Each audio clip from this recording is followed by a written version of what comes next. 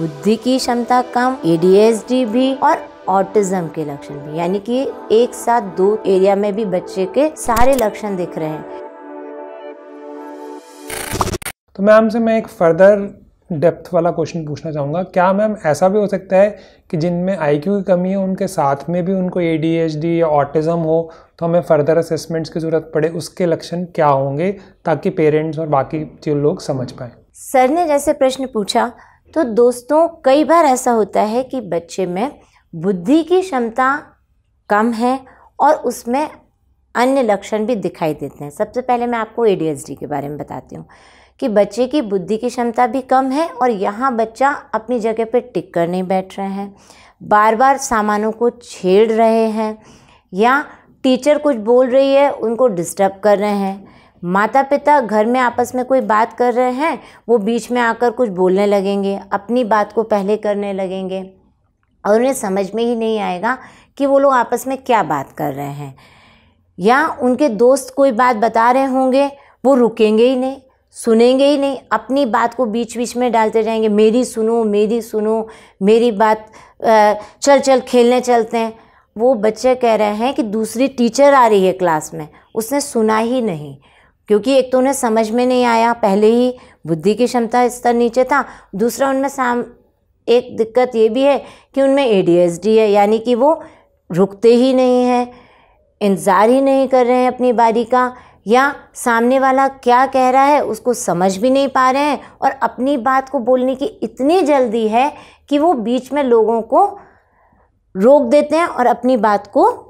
पहले लाते हैं। तो यहाँ हो गया वो बच्चा जिसमें ADHD है, यानी कि एक तो बुद्धि की कमी, दूसरा उसमें हाइपर एक्टिव हैं, वो रुक नहीं रहे हैं या बात अपना अटेंशन पे नहीं कर रहे हैं कि सामने वाला क्या कह रहा है, ये दिक्कत होगी। या उनको यही विचार ही नहीं आएगा कि मैं पहले सुनूं किसी की बात, अपनी बात पर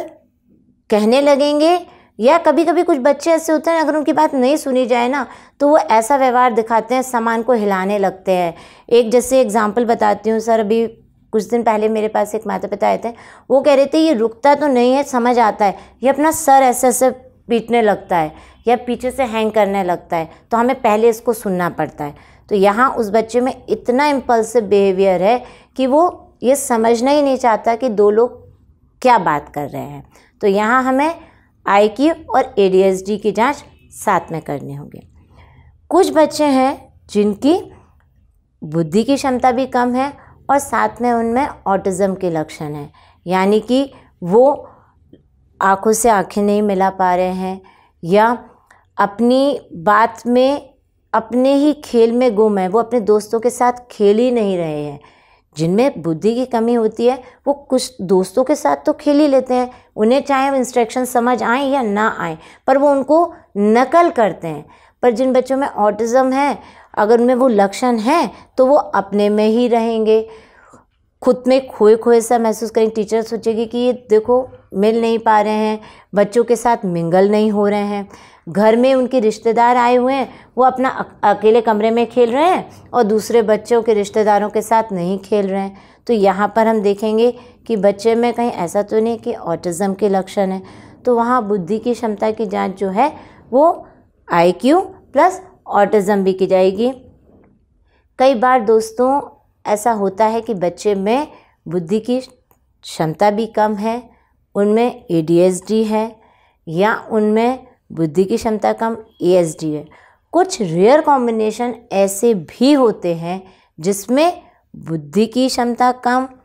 ADHD भी और ऑटिज्म के लक्षण भी, यानी कि एक साथ 2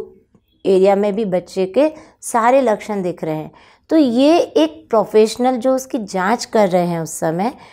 वो डिसाइड करते हैं कि हमें बच्चे के कौन से टेस्ट करने हैं, कौन से स्किल्स जो स्टैंडर्डाइज्ड स्किल्स हैं उनको लगाना है कि बच्चे का जो भी उसके ऊपर टेस्ट एडमिनिस्ट्रेट हो रहा है, यानी कि जांच हो रही है, वो चाहे भारत में देखा जाए या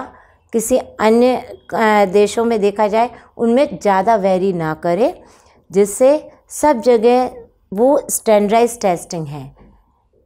एक ही नंबर हो सकता है थोड़ा आगे पीछे वेरिएंट करे एक रेंज में, लेकिन बहुत अंतर नहीं आएगा। तो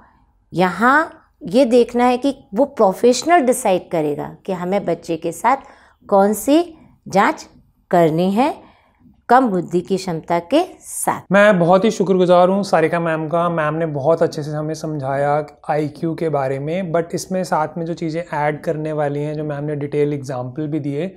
बहुत बार ऐसा होता है कि पेरेंट्स और बाकी लोगों को IQ के बारे में तो बहुत कुछ पता होता है, क्योंकि वो बहुत कॉमन सा टेस्ट है, नॉर्मल लोग भी उसे कराना चाहते हैं, बट वो नहीं समझ पाते कि IQ के साथ उसमें एजुकेशन असेसमेंट की क्यों ज़रूरत है। कि जब बच्चे की बुद्धि नॉर्मल है तो उसको लर्निंग डिफ़िकल्टी हो सकती है, अगर वो चंचल है तो साथ में ADHD के असेसमेंट करने की ज़रूरत पड़ सकती है, अगर वो बच्चों से घुल मिल नहीं पा रहा है तो उसमें ऑटिज़म स्पेक्ट्रम डिसऑर्डर के जो जैसे कार्ड्स स्केल्स वगैरह होते हैं उसको करने की ज़रूरत पड़ सकती है। साथ में ही जिनकी बुद्धि की कमी होगी, कई बार बच्चे बोलते बहुत डीलेड हैं, या जो ADHD वाले ऑटिज़म वाले बच्चे होते हैं उनमें भी कई बार स्पीच का डीले होता है, तो उसमें स्पीच असेसमेंट की भी ज़रूरत पड़ सकती है। साथ में OT असेसमेंट की भी ज़रूरत पड़ सकती है, जैसे ऑक्यूपेशनल थेरेपी बोलते हैं। तो एक प्रोफेशनल पे छोड़ना पड़ेगा आपको कि बच्चे की पूरी एक बेसलाइन टेस्टिंग हो जाए, ताकि अगर 2 साल बाद 5 साल के बाद हमें कंपेयर करना हो तो हम अच्छे से समझ पाएँ कि बच्चा हमारा कहाँ से कहाँ तक पहुँच गया है और कौन से एरिया में कितनी इम्प्रूवमेंट आई है। तो जैसे हमें बेसलाइन पता लग जाएगी कि बच्चा यहाँ पर है और उसे यहाँ पहुँचना है, ये गैप है, तो उसके लिए कौन सी थेरेपी जो है वो ज़रूरी है, क्योंकि हर बच्चे की नीड जो है वो बिल्कुल अलग होगी। किसी में IQ नॉर्मल होगा, किसी में ADHD होगा, किसी में ऑटिज़म होगा, किसी में कॉम्बिनेशन होगा, किसी में स्पीच का इशू होगा, किसी में बिहेवियर का प्रॉब्लम होगा। इसमें मल्टीपल डायग्नोसिस बन जाएंगे, जो कि एक प्रोफेशनल का काम होगा, वो साइकेट्रिस्ट हो या साइकोलॉजिस्ट। सर, इसमें मैं एक चीज़ ऐड और करना चाहूँगी कि हमने बच्चे की जांच करा ली, हमें मालूम पड़ गया हमारे बच्चा कहाँ पर है। अब कौन से वो प्रोफेशनल्स हैं जो बच्चे की सही मदद कर पाएंगे, क्योंकि जांच करने के बाद उसके साथ एक स्पेशल एजुकेटर की ज़रूरत होगी, एक ऑक्यूपेशनल थेरेपिस्ट की ज़रूरत होगी, जहाँ पे बच्चा अपना ध्यान नहीं दे पा रहा है, या उसके लिखने की समस्या, कोई फाइन मोटर की समस्या है, या बच्चा बोल नहीं पा रहे या स्पष्ट नहीं बोल पा रहे हैं, तो वहाँ स्पीच थेरेपिस्ट की ज़रूरत होगी। तो ये एक हम कॉम्बिनेशन के साथ थेरेपिस्ट को लेते हैं कि हर बच्चे की ज़रूरत के अनुसार, और ये ज़रूरत हो सकती है बच्चे की 6 से 8 महीने की हो या लगभग से साल की हो। उससे क्या होगा, 2-3-4 महीने बाद बच्चे के व्यवहार में अंतर दिखने लगेगा, उनकी सही मदद हो पाएगी, और साथ में वो बच्चा जहाँ पर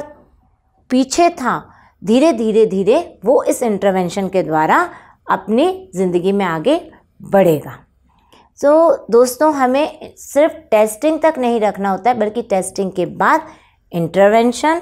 कौन से वो थेरेपिस्ट हैं जिनके साथ हमें काम करना है, ये अपने प्रोफेशनल से ज़रूर पूछना चाहिए और अपनी रिपोर्ट को समझना चाहिए, और टीचर्स को भी पूरी स्कूल में जानकारी देना चाहिए कि मेरे बच्चे में ये दिक्कत आई है, और हम सब मिलकर आपस में उसकी कैसे सहायता करें, जिससे हम अपने बच्चे को एक अच्छा जीवन दे सकें। सो आज के लिए दोस्तों इतना ही। नमस्कार।